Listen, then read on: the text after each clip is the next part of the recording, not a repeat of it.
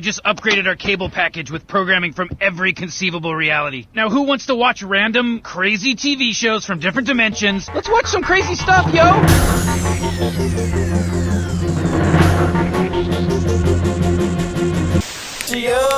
That's it for late. Ladies and gentlemen, today is July 4th, 7 days after attack, and we finally have the names of the heartless criminals who terrorized London. Now, their names are Shahzad Tanvir, Hazib Hussain, and Mohammed Sadiq Khan, and Jermaine Morris Lindsay.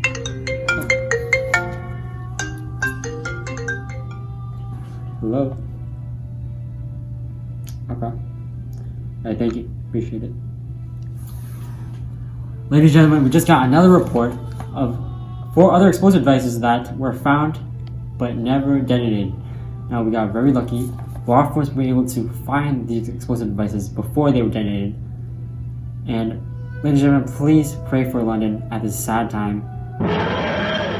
This just in, we have received reports of a bombing in London today on July 7, 2005. Now, this was a coordinated terrorist attack, and our reports are saying that 3 trains were targeted and explosives were set off inside them, with hundreds of people inside in the London Underground.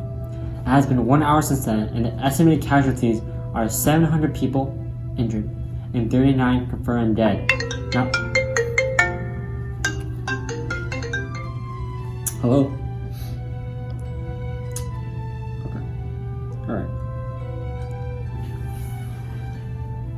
Alright, so sorry ladies and gentlemen, but there seems to have been another explosion on a bus in Tavistock Square with a crowded bus.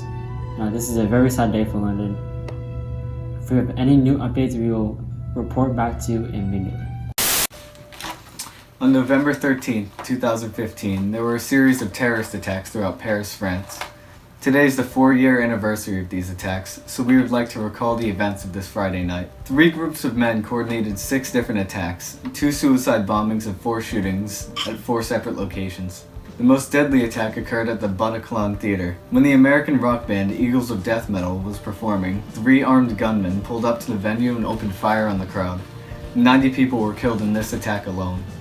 Altogether, these attacks killed 130 people and wounded 413. The terrorist group known as ISIS took responsibility for these attacks, saying that the attacks were in response to French airstrikes on ISIS targets in Syria.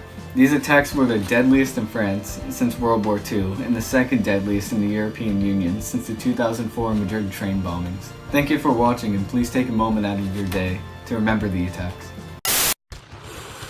Oh my goodness. Oh, this is Sal, reporting from Aptv in our studio closet. Someone just got Me Too'd here, and now things are going crazy. People are protesting everywhere. Man, I'm just trying to survive. You know what all this protesting reminds me of? Those anti-communist revolutions. Yeah, all across from Eastern Europe, from the late 80s to early 90s, which brought about the end of communism. The first country to do this was Poland, and then it spread out to other countries such as Hungary, East Germany, Bulgaria, Czechoslovakia, and Romania. They all soon followed suit. China was also involved, but their protest failed to bring any charges. However, their protest also brought in a really famous iconic photo, Tank Man. Maybe they'll find me. These protests were really peaceful, and they were aimed to eradicate the one-party rule and bring forth change across Eastern Europe. However, Romania did so violently. We don't like Romania. Man, it feels like Romania out there.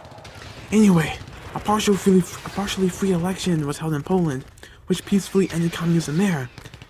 Hungary, after destabilized the Iron Curtain, which is basically the border between communism and capitalism in Europe. And this paved the way for the fall of the Berlin Wall, which also paved the way for the collapse of communism.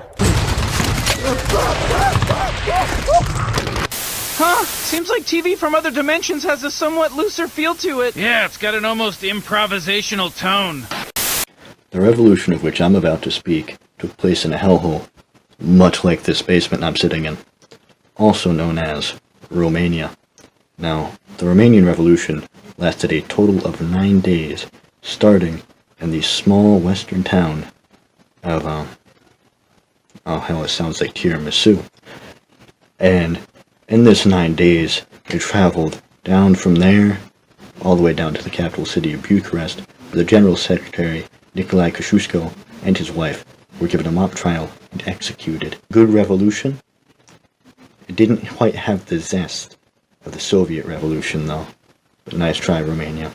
I thought this was a commercial. What's going on? Relax, Morty. Don't worry about it. Let's just see where this goes.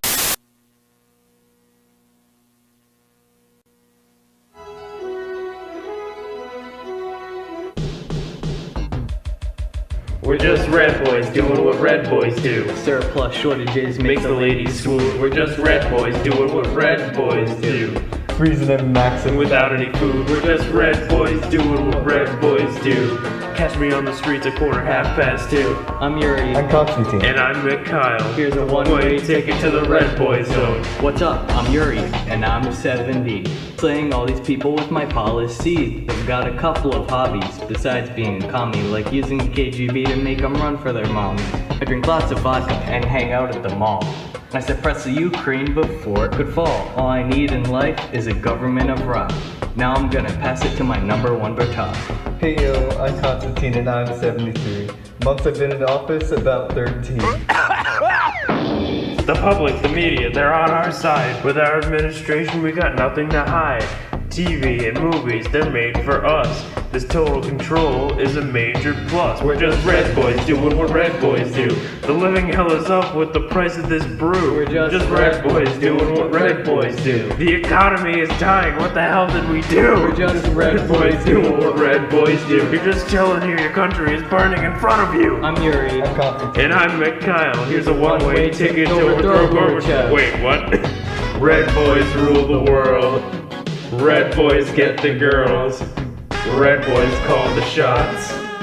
You know, the coup failed. Wait, what? Red boys print the bills. Red boys inflate our thrills. Red boys kill the bank. You know, you got communism dissolving. There's gotta be a democracy. Commies left the stage. Yeltsin killed the rage. Commies have been snubbed. My dad said the new guys ended the Cold War. Putin lifts the weights. Putin goes on dates. Putin runs the town. Come on, guys, Let's not send the academy down the toilet. Well, I was actually going to ask you about that. See, you've got piano playing and horse riding to do. So you're stepping down to be prime minister, and I was wondering if I could maybe take your job? Well, of course you can, Dmitri. Yeltsin, you wanna join? Yes, big yes. Red boys, no longer only democracy. Oh my god, it's still the commercial. Hello, boys and girls. Welcome back. It's me, your main man, Satan. Welcome once again to another episode of What's Terrible on Earth. Today, the War on Terror. So basically, the War on Terror is a name that we give to the United States efforts after 9/11 to fight homegrown and other types of terrorism. Basically, after 9/11, the U.S. was like really scared of terrorism, man. Like they were supposed to. Because 9/11 was really bad. Like, really, really bad. The beginnings of these efforts were put in place by George W. Bush. And after him, I mean, actually, to be honest, it's still going on. Not a single president yet has really tried to fight back on stopping the war on terror. They just kind of keep going with it. Going into different countries that we think terrorists are from and just hoping that they're from there. And if they're not, well, we've kind of done that before too. Oh geez. The main efforts of the war on terror were invading other countries that we thought terrorists were from, or that we knew they were from, and establishing a military presence,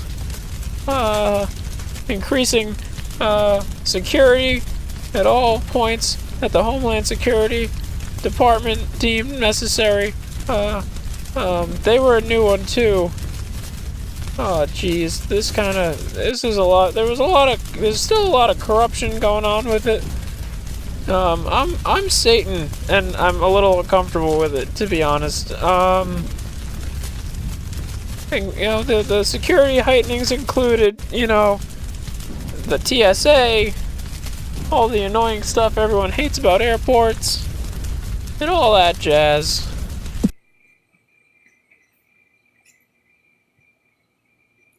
Well, well, guys and gals, as you can see, the War on Terror has to be one of the greatest atrocities to ever happen to humankind.